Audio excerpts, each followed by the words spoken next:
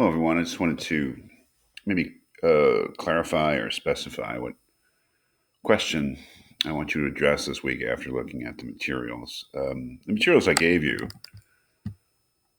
um, these are articles here, female engineers share experiences in a male dominated field, and this um, thing that the NSPE ethics people put together a few years ago called Crossing the Line are just there for your information. That is, they are suggestions.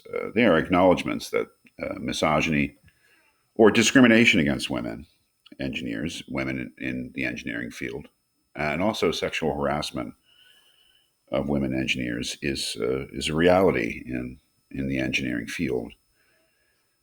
And then I'm asking a question, really, that's here the week 7 question, which really has to do with whether or not this issue, this problem, or this set of problems in engineering should be addressed explicitly in the NSPE Code of Ethics. I think that I have asked people about this question, and they have pointed to this part of the code. That is, if we look to Section 3, professional obligations of the code, subsection 1, letter F, right here.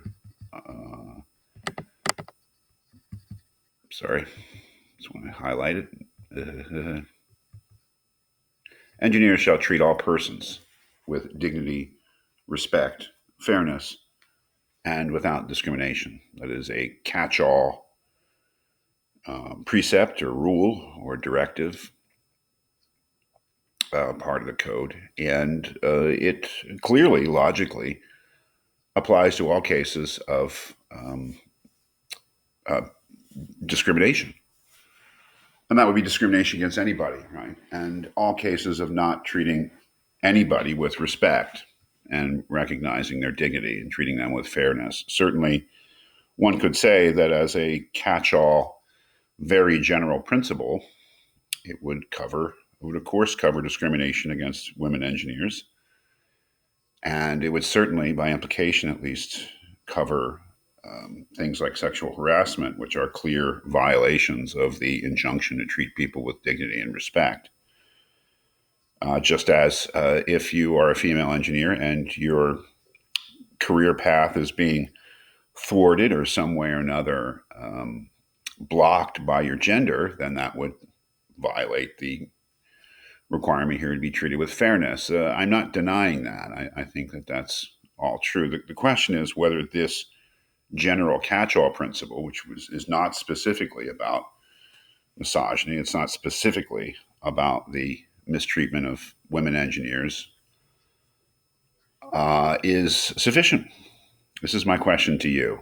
That is, after reading the materials that I've asked you to look at this week, and after thinking about the issue, is this catch all principle enough, or should there be something more concrete, more specific that actually mentions sexual harassment, which actually mentions the phenomenon of women engineers not being treated fairly within the field? I mean, that it's really a question of whether you think that the situation calls for something more direct and concrete and explicit from the code, or whether, I mean, this is really a question, an open question, I think, or whether you think that this part of the code is sufficient in its treatment of it. So I'm just asking your opinion, and I don't know what the answer is, but I think it is a live question and something that engineers should be thinking about. Whether they, just as we read Templin's paper, which called for a change in Canon 4. Maybe we need a change in the code that more directly addresses specific problem. I don't know what the answer is. I do know that codes of ethics need change occasionally, at least, to address things that they don't address. That's always been the case of engineering codes of ethics, they have added things and adjusted things to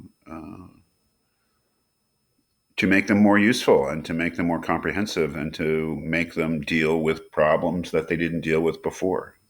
So this is just really my question about whether you think that for this particular issue, a change should be made.